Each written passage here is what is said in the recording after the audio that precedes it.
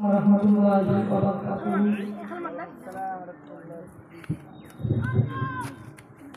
Innal hamdalillahi wahdah wassalatu wassalamu ala man la nabiyya ba'dah. Wa qala subhanahu wa ta'ala ya ayyuhalladzina amanu istanibu katsiran minadh-dhanni inna ba'dadh-dhanni ithmun wa la tajassasu wa la yaghtab ba'dukum ba'dhan ayuhibbu ahadukum an ya'kula lahma akhihi maytan fakarihtumuhu wattaqullaha innallaha tawwabur rahim. An Abi Hurairah radhiyallahu ta'ala anhu qala su'ila Rasulullah sallallahu alaihi wasallam an aksari ma yudkhilun nasa an-nara al-fam wal-farj. Qala su'ila Rasulullah sallallahu alaihi wasallam an aksari ma yudkhilun nasa al-jannata faqala taqwallah wa husnul khuluq. An Abi Hurairah radhiyallahu ta'ala anhu qala Rasulullah sallallahu alaihi wasallam tajiduna sarran nasi dal wajhaini allati ya'ti haula'i biwajhin wa ya'ti haula'i biwajhin. An Sahal ibn Sa'd radhiyallahu ta'ala anhu qala Rasulullah sallallahu alaihi wasallam man yazman li ma baina lahyaihi wa ma baina rijlaihi azmallahu jannah. An Ubadah ibn Samit radhiyallahu ta'ala anhu qala Rasulullah sallallahu alaihi wasallam izmanu li sittan min anfusikum azmalakumul jannah usduqu idha haddastum wa idha antumtum wa hafazu furujakum wa qussu absarakum wa kuffu aydiyakum. An Aisyah radhiyallahu ta'ala anha qalat kuntu an-nabiy sallallahu alaihi wasallam hasbuka min safiyata kadha wa kadha ta'ani qasiratan faqala laqad kunti kalimatan law musjad biha al-bahra lamazijatuhu al-hadis. সম্মানিত আজকে জলসার শ্রোতা মণ্ডলী, প্রশংসা আল্লাহ তাআলার জন্য এবং শান্তি অবতীর্ণ হোক আমাদের নবীর উপরে সাল্লাল্লাহু আলাইহি ওয়াসাল্লাম। আজকে আলোচ্য বিষয় হবে গীবত ও পরনিন্দা সম্পর্কে। গীবত পরনিন্দা সম্পর্কে আজকে গুরুত্বপূর্ণ আলোচনা হবে। যেই যেখান থেকে এই আলোচনা শুনছেন এক খেয়ালে এবং খুব মনোযোগ সহকারে কথাগুলো শ্রবণ করতে হবে এবং আমাদের জীবনে এই কথাগুলোকে মেনে চলতে হবে। খাস করে মহিলা যারা আছেন, মা বোনদের জন্য এই বিষয়টি খুব গুরুত্বপূর্ণ বিষয়। কেন? গীবত পরনিন্দা পাপটি বেশিরভাগ মহিলার ক্ষেত্রে হয়ে থাকে। মা বোনরা বেশি এই পাপের সাথে জড়িত বা সম্পৃক্ত। এই জন্য তাদেরকে কথাগুলো শোনার এবং বুঝার আল্লাহ রাব্বুল আলামিন তৌফিক দান করুন। সবাই বলুন আল্লাহুম্মা আমিন। সর্বপ্রথমে আল্লাহ রাব্বুল আলামিন কোরআন কারীমের ভিতরে সূরা হুমাযা প্রথম আয়াতে আল্লাহ রাব্বুল আলামিন বলছেন ওয়াইলুল লিকুল্লি হুমাযাতিন লুমাযা, ধ্বংস করাই হবে যারা মানুষের পিছনে গীবত করবে এবং মানুষকে সামনাসামনি অপমান করবে। অত্র আয়াতে আল্লাহ রাব্বুল আলামিন বলছেন যারা মানুষের পিছনে গীবত করবে এবং সামনে গীবত করে মানুষকে অপমান করবে, তারাই কোথায় যাবে? তারাই ধ্বংস হবে। ধ্বংস মানে এখানে আল্লাহ রাব্বুল আলামিন বুঝিয়েছেন ইহকালে ধ্বংস হবে, পরকালে ধ্বংস হবে। পরকালে ধ্বংস মানে সে জাহান্নামে যাবে। আল্লাহ রাব্বুল আলামিন আরো বলেন সূরা হুজুরাত 12 নম্বর আয়াতের মধ্যে আল্লাহ রাব্বুল আলামিন বলছেন ইয়া আইয়ুহাল্লাযিনা আমানু, হে ঈমানদারগণ। এখানে আল্লাহ রাব্বুল আলামিন শুধু ঈমানদারদেরকে লক্ষ্য করে বলছেন। টাইমস অফ ইন্ডিয়া তারা একটি রিপোর্ট পেশ করে বলছেন 2016 15 অক্টোবর তারা এই রিপোর্ট পেশ করে বলছেন পৃথিবীতে এখন প্রায় 750 কোটি মানুষ রয়েছে। আর 750 কোটি মানুষের ভিতরে পৃথিবীতে প্রায় 4500 ধর্ম রয়েছে। আমরা কতগুলো ধর্মের সাথে আমাদের সম্পর্ক রয়েছে বা আমরা কতগুলো 10টি ধর্মের সাথে বা 15টি 20টি ধর্মের সাথে আমাদের সম্পর্ক রয়েছে, কিন্তু টাইমস অফ ইন্ডিয়া তারা বলছে যে পৃথিবীতে প্রায় 4,500 ধর্ম রয়েছে। 4,500 ধর্মের মধ্যে যেই ধর্মের অনুসারী পৃথিবীতে সবচেয়ে বেশি, সেই ধর্মের অনুসারী হচ্ছে খ্রিস্টান ধর্ম। এই কথা বলতে গিয়ে অবাক হতে হয়, এই কথা বলতে গিয়ে দুঃখ নিয়ে বলতে হয়, আফসোস নিয়ে এই কথা বলতে হয়। যিনি আমাদের সৃষ্টিকর্তা, যিনি আমাদেরকে সৃষ্টি করেছেন, যিনি হচ্ছেন আমাদের প্রভু, যিনি আমাদেরকে খিলান, যিনি আমাদেরকে পড়ান, যিনি আমাদেরকে চলার জন্য সারা পৃথিবী আমাদের জন্য বিছিয়ে দিয়েছেন, সেই প্রভু, সেই সৃষ্টিকর্তার সংখ্যা পৃথিবীতে বেশি নয়। তাহলে নকল প্রভু, নকল আল্লাহর, নকল ঈশ্বরের শ্রোতা পৃথিবীতে বেশি রয়েছে। তাহলে পৃথিবীতে এক শ্রেণীর মানুষ আছে যারা নকল প্রভুকে তারা ঈশ্বর মনে করে, আর তাদের সংখ্যা সবচেয়ে বেশি। টাইমস অফ ইন্ডিয়া বলছে যে পৃথিবীতে প্রায় 750 কোটি মানুষের ভিতরে পৃথিবীতে প্রায় 4,500 ধর্ম রয়েছে, আর 4,500 ধর্মের মধ্যে যেই ধর্মের অনুসারী পৃথিবীতে বেশি সেটা হচ্ছে খ্রিস্টান ধর্ম। তাদের পরিসংখ্যা হচ্ছে 220 কোটি। তারপরে পরে যেই ধর্মের অনুসারী বেশি সেটা হচ্ছে আমরা হতভাগা মুসলিমরা, আমাদের পরিসংখ্যা হচ্ছে 170 কোটি। তারপরে পরে যে ধর্মের অনুসারী পৃথিবীতে বেশি তা হচ্ছে হিন্দু ধর্ম। আমরা তো ভারতবর্ষে বসবাস করি, এখানে তো বেশিরভাগ হিন্দু ভাইদেরকে দেখতে পাই। যদি আপনি অন্য কোনো দেশ, অন্য কোনো কান্ট্রি যদি আপনি ঘুরেন, তাহলে সেই দেশগুলোতে আপনি লক্ষ্য করবেন বেশি ইহুদি রয়েছে, বেশি খ্রিস্টান রয়েছে। তাহলে আল্লাহ রাব্বুল আলামিন বলছে যারা ঈমান গ্রহণ করেছে, মানে একমাত্র যারা আল্লাহকে বিশ্বাস করেছে, যাদের ভিতরে আল্লাহর জ্ঞান রয়েছে, যারা ঈমান গ্রহণ করেছে, তারাই শুধু জান্নাতে যাবে। পৃথিবীতে যত হিন্দু রয়েছে তারা জান্নাতে যাবে না, কেন? তাদের ভিতরে ঈমান নেই। পৃথিবীতে যত খ্রিস্টান রয়েছে তারা জান্নাতে যাবে না, কেন? তাদের ভিতরে ঈমান নেই। পৃথিবীতে যত ইহুদি রয়েছে তারা জান্নাতে যাবে না, কারণ তাদের ভিতরে ঈমান নেই। পৃথিবীর কোনো মানুষ জান্নাতে যাবে না, একমাত্র যারা আল্লাহকে বিশ্বাস করেছে, একমাত্র যারা আল্লাহর প্রতি ঈমান এনেছে তারাই জান্নাতে যাবে। তাহলে আল্লাহকে যারা বিশ্বাস করেছে, আল্লাহর প্রতি যারা ঈমান এনেছে, তারাই শুধু জান্নাতে যাবে। এজন্য আল্লাহ রাব্বুল আলামিন তাদেরকে খাস করে বলছেন, কেন কিয়ামতের মাঠে কোনো ইহুদির বিচার হবে না।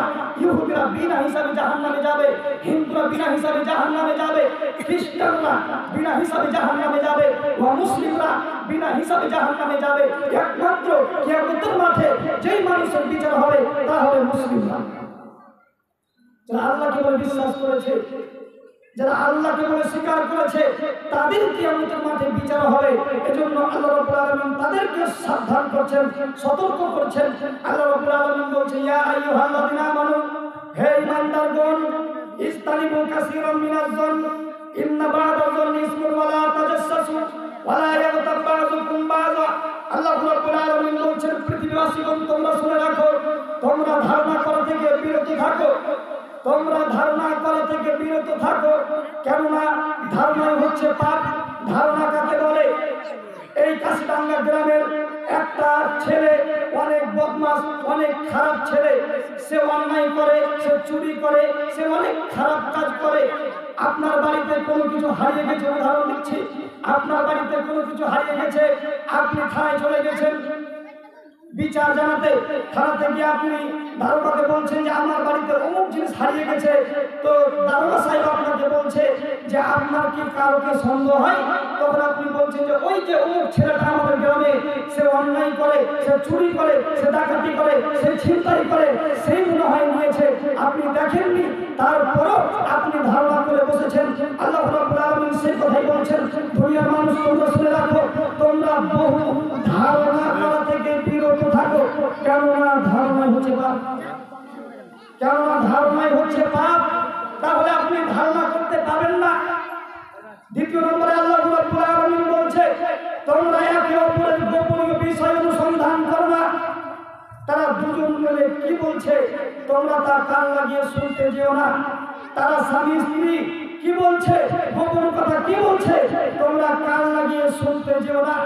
রাসূল সাল্লাল্লাহু আলাইহি ওয়াসাল্লাম হাদিসের ভিতরে বলেন, কোন ব্যক্তি যদি কোন মানুষের গোপন কথা কান লাগিয়ে শুনে, রাসূল সাল্লাল্লাহু আলাইহি ওয়াসাল্লাম বলেন, কোন ব্যক্তি যদি কোন ব্যক্তির গোপন কথা কান লাগিয়ে শুনে, তাহলে কিয়ামতের মাঠে আল্লাহ রাব্বুল আলামিন সেই ব্যক্তির কানের ভিতরে সীসা গলিয়ে ঢেলে দিবেন। আর যদি কোনো ব্যক্তি কোন মানুষের গোপন কথা কি করে, গোপন কথা যদি গোপন রাখে, মানুষের সামনে প্রকাশ না করে, তাহলে আল্লাহ রাব্বুল আলামিন কিয়ামতের মাঠে সেই ব্যক্তিকে ডাকবেন আর বলবেন, বান্দা বলো তো এই পাপটি কি তোমার, এই পাপটি কি তোমার, তুমি কি চিনতে পারছো? তখন সেই বান্দা বলবে, হ্যাঁ আল্লাহ, এই পাপটি হচ্ছে আমার, এই পাপটি আমি করেছি।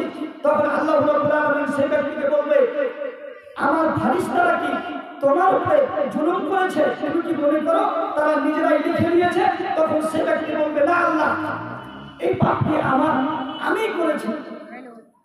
তখন আল্লাহ রাব্বুল আলামিন সেই ব্যক্তিকে বলবে, বান্দা দুনিয়াতে তুমি অমুক ব্যক্তির গোপন পাপ তুমি মানুষের সামনে প্রকাশ করনি, মানুষের সামনে তুমি বলনি, এই জন্য কিয়ামতের মাঠে আমি আল্লাহ তোমার পাপ, গোপন পাপ মানুষের সামনে প্রকাশ না করে আমি তোমাকে জান্নাতে দিয়ে দিলাম। তাহলে দুনিয়াতে যদি আপনি কোনো ব্যক্তির গোপন কথা যদি আপনি প্রকাশ না করেন, তাহলে কিয়ামতের মাঠে আপনার গোপন কথা আল্লাহ মানুষের সামনে প্রকাশ করবেন না। গোপন কথা আল্লাহ রাব্বুল আলামিন প্রকাশ করবে না। তাহলে আমরা বুঝতে পারলাম যে দুনিয়াতে আমাদেরকে মানুষের গোপন কথা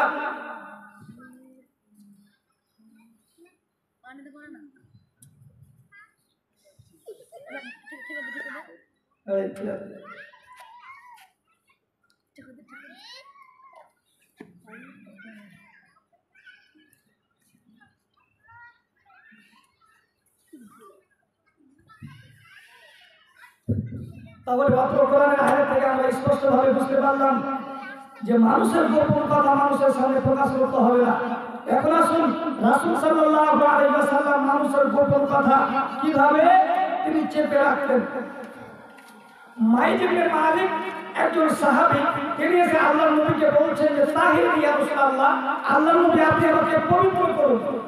তখন রাসূল সাল্লাল্লাহু আলাইহি ওয়াসাল্লাম বলছেন, তাহিরকে যাও, বাড়ি ফিরে যাও, আস্তাগফিরুল্লাহ ওয়া আতুবু ইলাইহি, তুমি আল্লাহর কাছে তওবা করো, আল্লাহর কাছে ক্ষমা চাও, আল্লাহ তোমার পাপ ক্ষমা করে দিবে। সেই সাহাবী কিছু দূর গেলেন, আবার ফিরে এসে বলছে, আল্লাহর নবী আপনি আমাকে পবিত্র করুন। আল্লাহর নবী বলছেন, তাহিরকে যাও, বাড়ি ফিরে যাও, আস্তাগফিরুল্লাহ ওয়া আতুবু ইলাইহি, তুমি তওবা করো, আল্লাহ তোমাকে ক্ষমা করে দিবে। সে লোকটি আবার ফিরে এসে বলছেন, আল্লাহর নবী আপনি আমাকে পবিত্র করুন। লোকটি আবার চলে গেলেন, আবার ফিরে এসে আল্লাহর নবীকে বলছে, আল্লাহর নবী আপনি আমাকে পবিত্র করুন। আল্লাহ নবী বলছেন, ভাইকে যাও, বাড়ি ফিরে যাও, আস্তাগফিরুল্লাহ ওয়া আতুবু ইলাইহি, তুমি আল্লাহর কাছে তওবা করো, ক্ষমা চাও, আল্লাহ তোমাকে ক্ষমা করবে। লোকটি কিছু দূর গেলেন, আবার ফিরে আসলেন, চতুর্থবার চারবার বেলায় যখন লোকটি ফিরে এসেছে, তখন আল্লাহ নবী বলছেন, লোকটি কি পাগল নাকি? লোকটিকে আমি বলছি যাও, তুমি বাড়ি ফিরে যাও, তোমার যতই বড় পাপ হোক না কেন তুমি বাড়ি ফিরে যাও, তুমি তওবা করো, ক্ষমা চাও, আল্লাহ তোমাকে ক্ষমা করে দিবে। লোকটি কি পাগল? লোকটি কি আমার কথা বুঝে না? তখন সাহাবীগণ বলছেন, জি না আল্লাহর নবী, এই লোকটি তো ভালো মানুষ, সে তো হচ্ছে মাইজ ইবনে মালিক, সে একজন সাহাবী, সে তো ভালো মানুষ, সে তো পাগল নয়। তারপর আল্লাহ বলছে, তাহলে কি লোকটি মদ পান করেছে, সেজন্য সে আমার কথা বুঝতে পারছে না? হাসান কাহ, তাহলে একজন সাহাবী বলেন, তার মুখে মুখ লাগিয়ে সঙ্গে দেখে বললেন, আল্লাহকে বলে, আল্লাহ নবী সেই ব্যক্তি তো মদ পান করেনি, সেই ব্যক্তি তো মদ পান করেনি। কেন? মদ পান করলে তো তার মুখ দিয়ে গন্ধ বের হতো, সেই ব্যক্তি তো মদ পান করেনি। তারপরে আল্লাহ নবী বলছে, তাহলে কি তুমি জিনা করেছো? আপনি কি বলতে চাচ্ছেন যে লোকটি যখন আল্লাহ নবীর কাছে আসলেন আর বললেন যে আল্লাহ নবী আপনি আমাকে পবিত্র করুন, তখনই তিনি আল্লাহ নবী বুঝতে পারেননি? যে আল্লাহ নবী বুঝতে পেরেছিলেন। প্রথমবার যখন সেই সাহাবী এসে আল্লাহ নবীকে বললেন যে আল্লাহ নবী আপনি আমাকে পবিত্র করুন, তখনই আল্লাহ নবী বুঝতে পেরেছিলেন, কিন্তু আল্লাহ নবী তাকে বারবার ফেরত পাঠাচ্ছেন। তিনি বলছেন, যাও, ফিরে যাও, ক্ষমা চাও, ক্ষমা করে দিবে, যাও, ফিরে যাও, ক্ষমা চাও, ক্ষমা ফিরে আসলেন, এরকম করতে করতে 4 বারে যখন লোকটি এসেছে, তারপরও আল্লাহ নবী বলছেন না আমি তোমাকে কেন পবিত্র করব। তারপরও আল্লাহ নবী বলছে যে তাহলে কি লোকটি পাগল নাকি যে সে আমার কথা বলছে না? সাহাবীগণ বললেন না, আল্লাহ নবী সে লোকটি পাগল নাই। তারপরও আল্লাহ নবী সেই সাহাবীকে বলছে না যে আমি তোমাকে কেন পবিত্র করব। তারপরও আল্লাহ নবী বলছে যে তাহলে কি লোকটি মদ পান করেছে, সেজন্য আমার এই কথা বুঝতে পারছে না। তখন সাহাবী একজন দাঁড়ালেন, মুখ লাগিয়ে দেখলেন, বললেন যে না, লোকটি মদ পান করেনি। তারপরে শেষের দিকে আল্লাহ নবী বললেন যে তাহলে কি তুমি জেনা করেছো? আল্লাহ নবী প্রথমবার বুঝতে পেরেছিলেন, কিন্তু মানুষের সামনে প্রকাশ করবেন না বলে, আল্লাহ নবী মানুষের সামনে প্রকাশ করবে না বলে বারবার তোমাকে বলছেন যাও, ফিরে যাও, ক্ষমা চাও, ক্ষমা করো। তাহলে আল্লাহ নবী মানুষের গোপন কথা কিভাবে গোপন রাখতেন? তাহলে মাত্র হাদিস থেকে এবং কোরআনের আয়াত থেকে আমরা স্পষ্টভাবে বুঝতে পারলাম যে মানুষের গোপন কথা শোনা যাবে না, মানুষের গোপন কথা মানুষের সামনে প্রকাশ করা যাবে না। নবী যেভাবে মানুষের গোপন কথাকে গোপন রেখেছিলেন, তেমন ভাবে তার বান্দাদেরকে, তার উম্মতদেরকে সেভাবে গোপন রাখতে হবে। আবু হুরায়রা রাদিয়াল্লাহু তাআলা আনহু থেকে বর্ণিত, তিনি বলেন রাসূল সাল্লাল্লাহু আলাইহি ওয়াসাল্লাম বলেছেন, আল্লাহ নবীকে জিজ্ঞাসা করা হলো আনাসারি মা ইউদখিলুন নাসাল জান্নাতা, আল্লাহ নবী পৃথিবীতে এমন কোন আমল আছে, পৃথিবীতে এমন কোন কাজ আছে যেই কাজ করলে মানুষ সহজেই জান্নাতে যাবে, যেই কাজ করলে মানুষ সহজেই জান্নাতে যেতে পারবে? রাসূল সাল্লাল্লাহু আলাইহি ওয়াসাল্লাম বলেন তাকওয়াল্লাহ, তোমরা আল্লাহকে ভয় করো, তাহলে তোমরা জান্নাতে যাবে। পৃথিবীতে যত মানুষ যত বেশি আল্লাহকে যত বেশি ভয় করবে, সেই ব্যক্তি তত তাড়াতাড়ি জান্নাতে যাবে। রাসূল সাল্লাল্লাহু আলাইহি ওয়াসাল্লাম আল্লাহকে ভয় করে সম্পর্কে তিনি হাদিস বর্ণনা করে তিনি বলছেন, তিনি উদাহরণ দিয়ে তিনি বলেন যে গরুর বাট থেকে, গরুর উলান থেকে দুধকে টেনে বের করার পর ভিতরে ঢোকানো যায় না, যেমন গরুর বাট থেকে, গরুর উলান থেকে দুধকে টেনে বের করার পর ভিতরে ঢোকানো যেমন অসম্ভব, তেমন আল্লাহর ভয়ে গ্রহণকারী, আল্লাহর ভয়ে কাঁপবে যারা, তাদের জাহান্নামে যাওয়া তেমন অসম্ভব। তাহলে গরুর বাট থেকে দুধকে বের করার পর যেমন আপনি ভিতরে ঢুকাতে পারবেন না, তেমন কোন ব্যক্তি যদি আল্লাহকে ভয় করে কান্না করে, তাহলে সেই ব্যক্তি এরকম জান্নাতে জাহান্নামে যাবে। রাসূল সাল্লাল্লাহু আলাইহি ওয়াসাল্লাম একটি সাহাবীকে বলছেন, সাহাবীগণ তোমরা শুনে রাখো, আমি যেমন আল্লাহকে ভয় করি, তোমরা যদি আল্লাহকে তেমন ভাবে ভয় করতে, আমি যেমন আল্লাহকে চিনি, তোমরা যদি আল্লাহকে তেমন ভাবে চিনতে, তাহলে পৃথিবীতে তোমরা বেশি বেশি কাঁদতে, কম কম হাসতে। আমরা আল্লাহর ভয়ে কয়দিন কেঁদেছি? আপনার বয়স এখন 70 বছর, 60 বছর, আপনি আল্লাহর ভয়ে কয়দিন কেঁদেছেন? রাসূল সাল্লাল্লাহু আলাইহি ওয়াসাল্লাম বলেন সাহাবীদেরকে, সাহাবীগণ তোমরা শুনে রাখো, আমি যেমন আল্লাহকে ভয় করি, তোমরা যদি তেমন আল্লাহকে ভয় করতে, আমি যেমন আল্লাহকে চিনি, তোমরা যদি তেমন ভাবে চিনতে, তাহলে তোমরা পৃথিবীতে বেশি বেশি কাঁদতে, কম কম হাসতে। রাসূল সাল্লাল্লাহু আলাইহি ওয়াসাল্লামকে জিজ্ঞাসা করা হলো, আল্লাহ নবী মানুষ পৃথিবীতে কোন আমল করলে সহজেই জান্নাতে যাবে? তখন রাসূল সাল্লাল্লাহু আলাইহি ওয়াসাল্লাম বলছেন তাকওয়াল্লাহ, তোমরা আল্লাহকে ভয় করো, তাহলে তোমরা জান্নাতে যাবে। তারপর রাসূল সাল্লাল্লাহু আলাইহি ওয়াসাল্লাম বলছেন হুসনুল খুলুক, মানুষের সাথে কথা বললে উত্তম ভাষায়, নরম ভাষায় কথা বলবে, মানুষকে সৎ ব্যবহার দেখাবে। এই দুটি কাজ যদি তোমরা করতে পারো, তাহলে তোমরা সহজেই জান্নাতে যাবে। আনাসারি মা ইউদখিলুন নাসান নারা, আল্লাহ নবীকে আবার জিজ্ঞাসা করা হলো, আল্লাহ নবী পৃথিবীতে এমন কোন পাপ আছে, পৃথিবীতে এমন কোন পাপ আছে যে পাপ করলে মানুষ সহজেই জাহান্নামে যাবে? তখন রাসূল সাল্লাল্লাহু আলাইহি ওয়াসাল্লাম বলেন আল ফাম ওয়াল ফাম, তা হচ্ছে মুখ আর লজ্জার স্থান। এই দুটি পাপ করার কারণে মানুষ বেশি বেশি জাহান্নামে যাবে। মুখ দিয়ে মানুষ করবে গীবত, মুখ দিয়ে মানুষ করবে মানুষের নামে বদনাম, মুখ দিয়ে মানুষের নামে মিথ্যা অপবাদ লাগাবে। এই জিবার কারণে মানুষ বেশি বেশি জাহান্নামে যাবে। একদা রাসূল সাল্লাল্লাহু আলাইহি ওয়াসাল্লাম সাহাবীদেরকে বলছেন, সাহাবীগণ তোমরা কি বলতে পারো মানুষকে পিছন দিক থেকে ধাক্কা মেরে জাহান্নামে নিক্ষেপ করে কি? সাহাবীগণ তোমরা কি বলতে পারো মানুষকে পিছন দিক থেকে ধাক্কা মেরে জাহান্নামে নিক্ষেপ করে কি? তখন সাহাবীগণ বললেন, জি না আল্লাহ নবী, আমরা বলতে পারি না, আল্লাহ এবং তার রাসূল ভালো জানেন। তখন রাসূল সাল্লাল্লাহু আলাইহি ওয়াসাল্লাম এই জিবাটা ধরে নিলেন, এই জিবাটা ধরে তিনি বলছেন, এই জিবা মানুষকে পিছন দিক থেকে ধাক্কা মেরে জাহান্নামে নিক্ষেপ করে। তাহলে এই জিবার কারণে মানুষ বেশি বেশি জাহান্নামে যাবে। এই জিবার কারণে মানুষ বেশি বেশি জাহান্নামে যাবে। দুই, লজ্জা স্থান দিয়ে করবে মানুষ জেনা। এই দুটি পাপ করার কারণে মানুষ বেশি বেশি জাহান্নামে যাবে। عن سهل بن سعد رضي الله تعالى عنه قال قال رسول الله صلى الله عليه وسلم سهل بن سعد رضي الله تعالى عنه থেকে বর্ণিত বলেন রাসূল সাল্লাল্লাহু আলাইহি ওয়াসাল্লাম বলেছেন মান ইয়াজমানি মা বাইনা লাহিহি ওয়া মা বাইনা রিজলাইহি আযমাল্লাহুল জান্নাহ। রাসূল সাল্লাল্লাহু আলাইহি ওয়াসাল্লাম বলেছেন পৃথিবীবাসীগণ তোমরা শুনে রাখো, যদি তোমরা দুটি কাজ করতে পারো তাহলে তোমরা সহজেই জান্নাতে চলে যাবে। যদি তোমরা দুটি কাজ করতে পারো তাহলে আমি নবী তোমাদের জন্য জান্নাতে নিয়ে যাওয়ার জিম্মেদার নিলাম। এক হচ্ছে দুই, চুয়ালের ভিতরে একটি গোস্তের টুকরা রয়েছে, তা হচ্ছে জিহ্বা। এই জিহ্বার জিম্মেদার যদি তোমরা নিতে পারো তাহলে আমি নবী তোমাদেরকে জান্নাতে নিয়ে যাওয়ার জিম্মেদার নিলাম।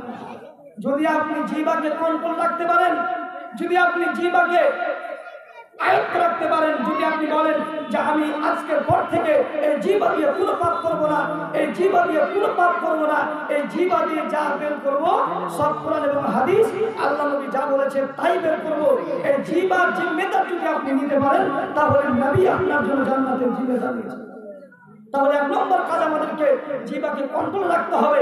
এই জিহ্বায় মানুষকে জান্নাতে নিয়ে যায়, এই জিহ্বায় মানুষকে জাহান্নামে নিয়ে যায়। আবু হুরায়রা রাদিয়াল্লাহু তাআলা আনহু বলেন রাসূল সাল্লাল্লাহু আলাইহি ওয়াসাল্লাম বলেছেন তাজিদুনা সাররান নাসি যাল ওয়াজহাইনি আল্লাযী ইয়াতি হাউলাই বিওয়াজহিহি ওয়া ইয়াতি হাউলাই বিওয়াজহিহি।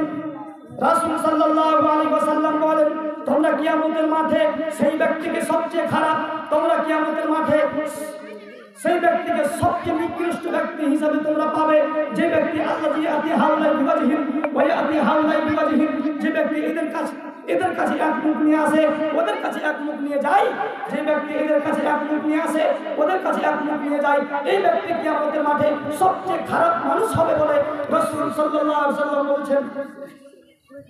আপনাদের ভাষায় আমাদের ভাষায় যাদেরকে আমরা বলি দুমুখিয়া, যাদের দুই মুখ, যারা এদের কথা ওদের কাছে বলে ওদের কথা এদের কাছে বলে এবং সমাজে একটা দ্বন্দ্ব লাগায়, সমাজে একটা ঝগড়া সৃষ্টি করে, এরাই কিয়ামতের মাঠে সবচেয়ে খারাপ মানুষ হবে বলে রাসূল সাল্লাল্লাহু আলাইহি ওয়াসাল্লাম বলেছেন। আম্মার বিন ইয়াসির রাদিয়াল্লাহু তাআলা আনহু থেকে বর্ণিত তিনি বলেন রাসূল সাল্লাল্লাহু আলাইহি ওয়াসাল্লাম বলেছেন কিয়ামতের মাঠে তোমরা সেই ব্যক্তিকে কিয়ামতের মাঠে সেই ব্যক্তির একটি মুখ, রাসূল সাল্লাল্লাহু আলাইহি ওয়াসাল্লাম বলেছেন দুনিয়াতে যে ব্যক্তি দ্বিমুখী হবে, রাসূল সাল্লাল্লাহু আলাইহি ওয়াসাল্লাম বলেছেন দুনিয়াতে যে ব্যক্তি দ্বিমুখী হবে তার কিয়ামতের মাঠে একটি মুখে আগুনের দুটি জিহ্বা হবে। দুনিয়াতে যদি আপনি দ্বিমুখী ব্যক্তি হন, দুনিয়াতে যদি আপনি এদের কথা ওদের কাছে বলেন ওদের কথা এদের কাছে বলেন, তাহলে কিয়ামতের মাঠে আপনার একটি মুখে আগুনের দুটি জিহ্বা হবে। যদি আপনার একটি মুখে আগুনের জিহ্বা হতে পারে কিয়ামতের মাঠে, যদি আপনার একটি মুখে আগুনের জিহ্বা হতে পারে তাহলে আপনার ঠিকানা কোথায় হতে পারে? কিয়ামতের দিন কত একটা কঠিন দিন, যেদিন মানুষ কোনো মানুষের উপকার করবে না। রাসূল সাল্লাল্লাহু আলাইহি ওয়াসাল্লাম বলেছেন যেদিন মানুষের মাথার উপরে সূর্য থাকবে, সেই সূর্যের তাপে মানুষের মাথার মগজগুলো গলে গলে নাকের ছিদ্র দিয়ে কানের ছিদ্র দিয়ে বয়ে বয়ে পড়তে থাকবে। সেই দিন মানুষ একটু ছায়ার জন্য নেওয়ার জন্য ছুটাছুটি লাগিয়ে দিবে। সেই দিন আল্লাহ রাব্বুল আলামিন যদি আপনার একটি মুখে আগুনের দুটি জিহ্বা দিয়ে দেয় তাহলে আপনার ঠিকানা আপনার স্থান কোথায় হতে পারে? এজন্য অবশ্যই এই দ্বিমুখিয়া থেকে আমাদেরকে বিরত থাকতে হবে। মানুষের গোপন কথা মানুষের কথা একে লাগানো যাবে না, ওর কথা ওকে লাগানো যাবে না, সঠিকভাবে আমাদেরকে দিন পালন করতে হবে। আনুবাদা ইবনে সামিত রাদিয়াল্লাহু তাআলা আনহু তিনি বলেন রাসূল সাল্লাল্লাহু আলাইহি ওয়াসাল্লাম বলেছেন ইজমানু লি সিত্তান মিন আনফুসিকুম আযমাল্লাকুমুল জান্নাহ। আচ্ছা মুজাদ কে ডাকিয়ে দাও।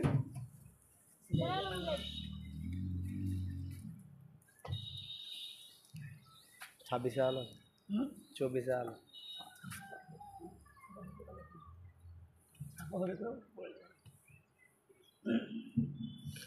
উবাদা ইবনে সামিত রাদিয়াল্লাহু তাআলা আনহু থেকে বর্ণিত বলেন রাসূল সাল্লাল্লাহু আলাইহি ওয়াসাল্লাম বলেছেন ইজমানু লি সিত্তান মিন আনফুসিকুম ইজমানু লি সিত্তান মিন আনফুসিকুম আযমাল্লাকুমুল জান্নাহ। রাসূল সাল্লাল্লাহু আলাইহি ওয়াসাল্লাম বলেছেন পৃথিবীবাসীগণ তোমরা শুনে রাখো, যদি তোমরা 6টি জিনিসের জিম্মেদার নিতে পারো তাহলে আমি নবী তোমাদের জন্য জান্নাতের জিম্মেদার নিলাম। যদি তোমরা 6টি জিনিসের জিম্মেদার নিতে পারো তাহলে আমি নবী তোমাদের জিম্মেদার নিলাম। এক নম্বর হচ্ছে এই 6টি কাজ খুব বড় কাজ নয়, এই 6টি কাজ খুব কঠিন কাজ নয়। আপনাকে বলা হবে না যে আপনি পাহাড় ধ্বংস করে দিন, আপনাকে বলা হবে না এটা করে দিন, আপনাকে বলা ওটা করে দিন। এই 6টি কাজ খুব সহজ কাজ। এই 6টি কাজ যদি আপনি করতে পারেন তাহলে রাসূল সাল্লাল্লাহু আলাইহি ওয়াসাল্লাম বলছেন এই 6টি কাজের জিম্মেদার যদি আপনি নিতে পারেন তাহলে আল্লাহ নবী বলছে আমি সেই ব্যক্তির জন্য জান্নাতে নিয়ে যাওয়ার জন্য আমি নবী জিম্মেদার নিলাম। এক নম্বর হচ্ছে রাসূল সাল্লাল্লাহু আলাইহি ওয়াসাল্লাম বলছেন উসদুকু ইলা হাদাসতুম, যখন তুমি কথা বলবে তখন সত্য কথা বলবে। 2 ওয়াইদা তুমিতুম, যখন তুমি কোনো মানুষের কাছে ওয়াদা করবে, যখন মানুষের কাছে আমানত রাখবে তখন তুমি সময় মতো প্রদান করবে। 2 নম্বর হচ্ছে যখন আপনি কোনো মানুষের কাছে আমানত রাখবেন তখন আপনি সময় মতো প্রদান করবেন। 3 নম্বর হচ্ছে যখন আপনি কোনো মানুষের সাথে ওয়াদা করবেন সেই ওয়াদা আপনাকে পূরণ করতে হবে। 4 নম্বর হচ্ছে রাসূল সাল্লাল্লাহু আলাইহি ওয়াসাল্লাম বলেছেন ওয়াফারু ফুরুজাকুম, লজ্জা স্থানে হেফাজত করতে হবে। 5 নম্বর হচ্ছে ওয়াফারু ফুরুজাকুম ওয়া গুসু আবসারাকুম, নিজের দৃষ্টিকে হেফাজত রাখতে হবে। নিজের দৃষ্টিকে আগে দেখা যাবে না, ভাবিদেরকে দেখা যাবে না, কোনো মেয়েকে দেখা যাবে না, নিজের স্ত্রীকে দেখতে হবে, কোনো কাউকে দেখা যাবে না, নিজের দৃষ্টিকে হেফাজত রাখতে হবে। রাসূল সাল্লাল্লাহু আলাইহি ওয়াসাল্লাম 6 নম্বর বলছেন নিজের হাতকে সংযত রাখতে হবে, নিজের হাতকে অন্যায় কাজ থেকে বিরত রাখতে হবে। আবার মনে রাখুন রাসূল সাল্লাল্লাহু আলাইহি ওয়াসাল্লাম 6টি কাজ বললেন। 1 নম্বর হচ্ছে যখন আপনি কথা বলবেন তখন সত্য কথা বলতে হবে। 2 নম্বর হচ্ছে ওয়াদা করলে পূরণ করতে হবে। 3 নম্বর হচ্ছে আমানত রাখলে সময় মতো প্রদান করতে হবে। 4 নম্বর হচ্ছে লজ্জা স্থানে হেফাজত করতে হবে। 5 নম্বর হচ্ছে নিজের দৃষ্টিকে হেফাজত রাখতে হবে। 6 নম্বর হচ্ছে নিজের হাতকে অন্যায় কাজ থেকে বিরত রাখতে হবে। এই 6টি কাজ কঠিন কাজ নয়। এই 6টি কাজ যদি আপনি করতে পারেন, এই 6টি কাজের জিম্মেদার যদি আপনি নিতে পারেন তাহলে নবী আপনার জন্য জান্নাতের জিম্মেদার নিয়েছেন। অবশ্যই 6টি কাজ আমাদেরকে করতে হবে।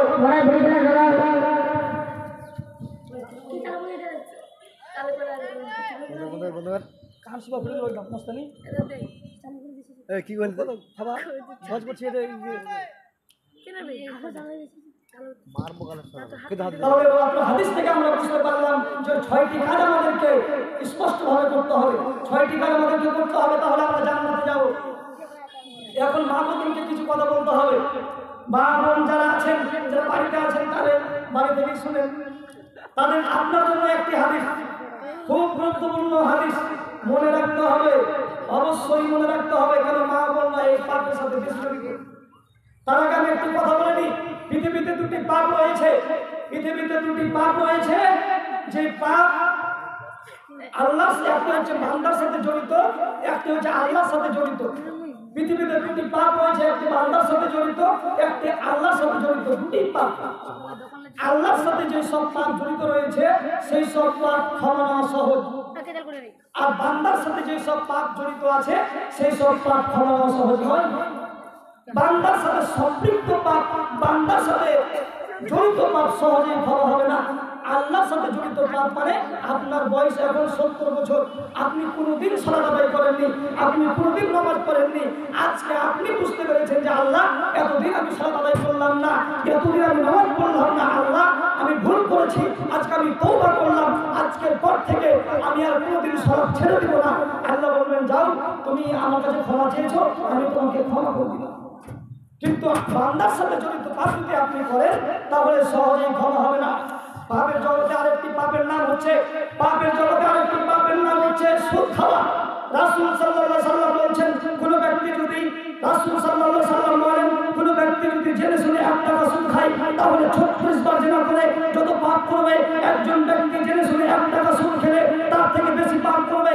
36 বার জিনা করা মুখের কথা নয়, 36 বার জিনা কোনো মানুষের জীবনে করতে পারে না।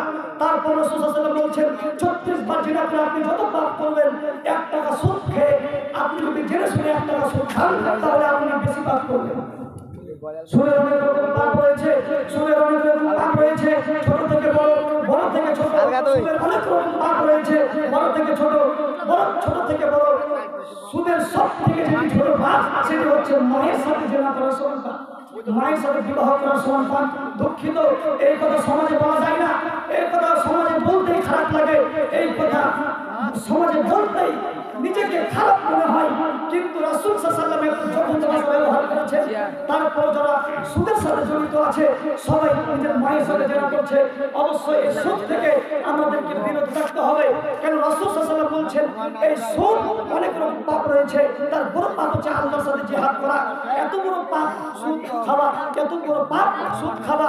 তারপরও রাসূল সাল্লাল্লাহু আলাইহি ওয়াসাল্লাম বলছেন যে সুদ খেলেই মানুষ জাহান্নামে যাবে। কেন সুদ খাওয়ার পর যদি কোনো ব্যক্তি বলে যে আল্লাহ এতদিন আমি সুদ খেয়েছি, আজকে আমি বুঝতে পেরেছি যে আল্লাহ আমার সুদ খাওয়াটা অন্যায় হয়েছে, আল্লাহ আমি বুঝতে পারিনি, আজকের পর থেকে আমি সুদ ছেড়ে দিলাম, আল্লাহ আমি তোমার কাছে তওবা করছি, ক্ষমা চাইছি, আল্লাহ তুমি আমাকে ক্ষমা করো, আল্লাহ আমাকে ক্ষমা করে দিন। গীবত পরনিন্দা হচ্ছে মানুষের সাথে জড়িত পাপ, যা আল্লাহ তাআলার কাছে ক্ষমা চাইলে ক্ষমা হবে না। তাহলে গীবত পরনিন্দা পাপটি হচ্ছে মানুষের সাথে জড়িত পাপ। আপনি মানুষের নামে গীবত করেছেন, আপনি মানুষের নামে অন্যায় কথা বলেছেন, আপনি মানুষের নামে মিথ্যা অপবাদ লাগিয়েছেন, আপনি হজ করতে চলে গেছেন, হজ করতে গিয়ে আপনি গিলাপ ধরে আপনি বলছেন যে আল্লাহ আমি উমুকের বদনাম করেছি, উমুকের বদনাম করেছি, আল্লাহ আজকে তুমি আমাকে ক্ষমা করো। আল্লাহ বলবে আজীবন ক্ষমা চাইলে ক্ষমা হবে না। কেন? গীবত পরনিন্দা পাপটি হচ্ছে আল্লাহর সাথে জড়িত, যে পাপ আল্লাহ তাআলার কাছে ক্ষমা চাইলে ক্ষমা হবে না। এজন্য মায়েদেরকে, মা বোনেরা এই পাপ খুব জড়িত। একটি মা বোনদের ঘটনা আপনারা বুঝতে পারবেন। ধরুন আপনার বোন আপনাকে বেড়াতে এসেছে, আপনি আপনার বোনকে বলছেন যে বহু শুনেছ যে উনি খালেদা আর ভেঙে গেছে, তোমাকে আমি বিশ্বাস করে বলছি তুমি আমার কাউকে বলবা না। তখন সে বলছে মাথা খারাপ করে নাকি, সে বাড়ি থেকে চলে গেছে, তার বাড়িতে আবার অন্যকে বেড়াতে এসছে, তখন সেই মহিলাকে বলছে যে বুবু শুনেছ আমার বোনের বাড়িতে গিয়েছিলাম, শুনে এসেছি যে খালেদা পালিয়ে গেছে। সে আবার বলছে তোমাকে আমি বিশ্বাস করে বলছি তুমি আবার কাউকে বলবো না, মাথা খারাপ নাকি বলি। সে আবার অন্যজনকে গিয়ে বলছে যে অন্য শুনে আসলাম যে একজন আরেকজন বলে দিচ্ছে। এই জন্য বলা হয় যে মেয়েরা হচ্ছে গ্রামের সিসি ক্যামেরা। মেয়েরা কি? মেয়েরা হচ্ছে গ্রামের সিসি ক্যামেরা। সব কথা কার মেয়ে পালিয়ে গেল, কার ছেলে পালিয়ে গেল, কে চলে গেল, তাদের কাছে খবর আপনারা পাবেন। এই জন্য এই গীবত পরনিন্দা মহিলারা বেশি করে থাকে, তাদের জন্য একটি হাদিস আমি বলতে চেয়েছিলাম। সেই হাদিসটা হচ্ছে আমাদের আয়েশা থেকে। আন আয়েশা রাদিয়াল্লাহু তাআলা আনহা قالت عن عائشة رضي الله تعالى عنها قالت قلت للنبي صلى الله عليه وسلم حسبك من صفية كذا وكذا تعني كثيرة فقالت قلت كلمة لو مزج بها البحر لمزجته। আয়েশা রাদিয়াল্লাহু তাআলা আনহা থেকে তিনি বলেন একদা রাসূল সাল্লাল্লাহু আলাইহি ওয়াসাল্লাম সাফিয়া সম্পর্কে তিনি প্রশংসা করলেন। আল্লাহ নবী সব সময় সাফিয়ার প্রশংসা করতেন। আল্লাহ নবী সব সময় বলতেন যে সাফিয়া উমুক, সাফিয়া তুমুক। আপনি বিয়ে করেছেন, আপনার বউয়ের সামনে যদি আপনি আপনার স্বামীর যদি প্রশংসা করেন যে তোমার বউটা খুব সুন্দর, তাহলে তার পরের দিন আপনার বউ আপনাকে ভাত দেবে না। কি বলেন? যদি আপনি আপনার গার্লফ্রেন্ডের সামনে যদি আপনি অন্য কোনো মেয়ে যদি আপনি প্রশংসা করেন, তাহলে কালকে আপনাকে ব্রেকআপ করে দিবে। বলে কি?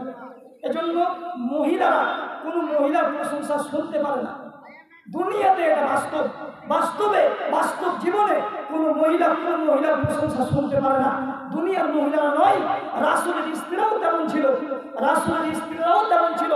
যখন আল্লাহর নবী সাফিয়া সম্পর্কে যখন প্রশংসা করতেন, যখন আল্লাহ নবী সবসময় সাফিয়া সম্পর্কে যখন প্রশংসা করতেন, তখন এমন সময় আমাদের আয়েশা রাগ করে আল্লাহ নবীকে বলছে যে আল্লাহ নবী একজন খাটো মহিলার এত করে প্রশংসা করছেন, এত খাটো মহিলারা এত করে প্রশংসা করছে। যখনই আমাদের আয়েশা এই কথা বলেছে, তখন রাসূল সাল্লাল্লাহু আলাইহি ওয়াসাল্লাম বলছেন আয়েশা তুমি শুনে রাখো, আয়েশা তুমি এমন কথা বললে, ফাকালা লাকাদ কুনতি কালিমাতান লাউ মুজিজাত বিহা বাহরু লামাজিজাতুহু। আল্লাহ নবী বলছেন আয়েশা তুমি এমন কথা বললে, তোমার এই কথাকে যদি সমুদ্রের পানির মধ্যে ফেলে দেওয়া হয়, তাহলে সমুদ্র পরিবর্তন হয়ে যাবে, সমুদ্রের পানি ঘোলা হয়ে যাবে। তাহলে খাটো বলার কারণে, একবার খাটো বলার কারণে যদি সমুদ্রের পানি ঘোলা হয়ে যায়, তাহলে দিন রাত যারা আমরা মানুষের নামে বদনাম করছি, মানুষকে যে আমরা খারাপ বলছি, মানুষের নামে আমরা গীবত করছি, আমাদের অবস্থা কি হতে পারে? আবু হুরায়রা রাদিয়াল্লাহু তাআলা আনহু থেকে বর্ণিত, তিনি বলেন রাসূল সাল্লাল্লাহু আলাইহি ওয়াসাল্লাম একবার সাহাবীদেরকে জিজ্ঞাসা করলেন, সাহাবীগণ তোমরা কি বলতে পারো?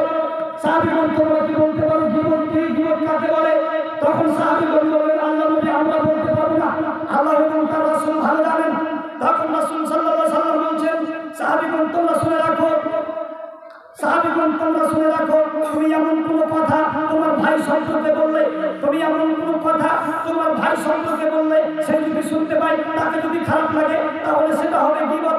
তখন একজন সাহাবীগণ বললেন, আল্লাহর নবী, আমি যেই ব্যক্তির কথা বলবো সেই যদি সে পাপটি করে থাকে, তাহলে কি সেটা গীবত হবে? একজন ব্যক্তি চুরি করেছে, তাই তো আমি তাকে চোর বলছি, তাহলে কি সেটা গীবত হবে? একজন ব্যক্তি অন্যায় করেছে, তাই তো আমি তাকে খারাপ বলছি, তাহলে কি সেটা গীবত হবে? রাসূল সাল্লাল্লাহু আলাইহি ওয়াসাল্লাম বলছেন, সাহাবীগণ তোমরা শুনে রাখো, তুমি যদি সে যদি অন্যায় করে থাকে আর তুমি যদি সেটা বলো, তাহলে সেটা হবে গীবত। সে যদি চুরি করে থাকে আর তুমি যদি সেটা বলো, তাহলে সেটা হবে গীবত। আর সে যদি অন্যায় করে না থাকে, সে যদি চুরি করে না থাকে আর তুমি যদি সেটা বলো, তাহলে সেটা হবে মিথ্যা অপবাদ। হাদিস থেকে আমরা বুঝতে পারলাম যে আপনি এমন কোনো আপনার কথা আপনার ভাইকে বলতে পারবেন না যে আপনার ভাইকে শুনলে খারাপ লাগতে পারে। যদি আপনার ভাইকে সারা পৃথিবীর মানুষ আপনার ভাই, এমন আপনি কোনো কথা বলবেন না যেই কথা বললে আপনার ভাইকে খারাপ লাগতে পারে। যদি আপনার ভাইকে খারাপ লাগে, তাহলে নিঃসন্দেহে সেটা বিপদ হবে। ভালো হোক এবং খারাপ হোক, কথা বলা যাবে না। আর সেই যদি সেই পাপটা করে না থাকে, সেই যদি চুরি করে না থাকে, আর আপনি যদি বলেন, তাহলে সেটা হবে মিথ্যা অপবাদ। আনাস রাদিয়াল্লাহু তাআলা আনহু থেকে বর্ণিত, তিনি বলেন, রাসূল সাল্লাল্লাহু আলাইহি ওয়াসাল্লাম ইয়াকুরা মিরাজে যাচ্ছিলেন। রাসূল সাল্লাল্লাহু আলাইহি ওয়াসাল্লাম ইয়াকুরা মিরাজে যাচ্ছিলেন। মিরাজে যাওয়ার সময় রাসূল সাল্লাল্লাহু আলাইহি ওয়াসাল্লাম কিছু মানুষকে দেখতে পেলেন। সেই সব মানুষের মুখ ছিল লম্বা লম্বা তামা। সেই সব লোকের মুখ ছিল লম্বা লম্বা তামা। সেই সব লোক নিজেদের নখ দিয়ে নিজেদের চেহারা মাংসকে চিরে চিরে খাচ্ছিল। একদা রাসূল সাল্লাল্লাহু আলাইহি ওয়াসাল্লাম জিবরাইলকে বলছে, মান হাওয়া জিবরাইলের কারা, যারা নিজেদের মাংস নিজেদের চেহারা মাংস নিজেরাই চিরে খাচ্ছে। জিবরাইলের কারা, যারা নিজেদের চেহারা মাংস নিজেরাই চিরে খাচ্ছে। তখন রাসূল সাল্লাল্লাহু আলাইহি ওয়াসাল্লাম বলছেন, এরা হচ্ছে ওরাই যারা মানুষের গোশত খেত, এরা হচ্ছে ওরাই যারা মানুষের নামে গীবত করত, এরাই হচ্ছে ওরা যারা মানুষের নামে বদনাম করত। তাহলে যদি আপনি মানুষের নামে গীবত করেন, যদি আপনি মানুষের নামে বদনাম করেন, যদি আপনি মানুষের নামে মিথ্যা অপবাদ লাগান, তাহলে কিয়ামতের মাঠে আপনার মুখ হবে লম্বা লম্বা তামার, আর আপনি সেই সব নখ দিয়ে আপনার চেহারা মাংস নিজেই ছিঁড়ে খাবেন। হাদিস বুখারী মুসলিম। তাহলে মানুষের গীবত করা যাবে না।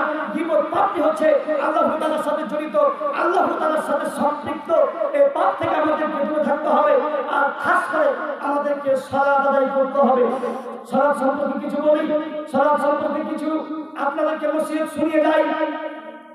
আনাস রাদিয়াল্লাহু তাআলা আনহু থেকে বর্ণিত বলেন, রাসূল সাল্লাল্লাহু আলাইহি ওয়াসাল্লাম বলেছেন, আউয়ালু ইউহাসাবু বিল আবদি ইয়াওমাল কিয়ামা ফাইন সালাত সালাহ শাইরু বা'মালিহি ওয়া ইন ফাসাদাত ফাসাদাত শাইরু বা'মালিহি। আনাস রাদিয়াল্লাহু তাআলা আনহু বলেন, রাসূল সাল্লাল্লাহু আলাইহি ওয়াসাল্লাম বলেছেন, কিয়ামতের মাঠে সর্বপ্রথমে যেই বিষয়টির উপরে জিজ্ঞাসা করা হবে, আদম সন্তানের কিয়ামতের মাঠে যে বিষয়টির উপরে জিজ্ঞাসা করা হবে, সেটা হচ্ছে সালাত। সর্বপ্রথমে কিয়ামতের মাঠে আদম সন্তানের সালাত সম্পর্কে জিজ্ঞাসা করা হবে। রাসূল সাল্লাল্লাহু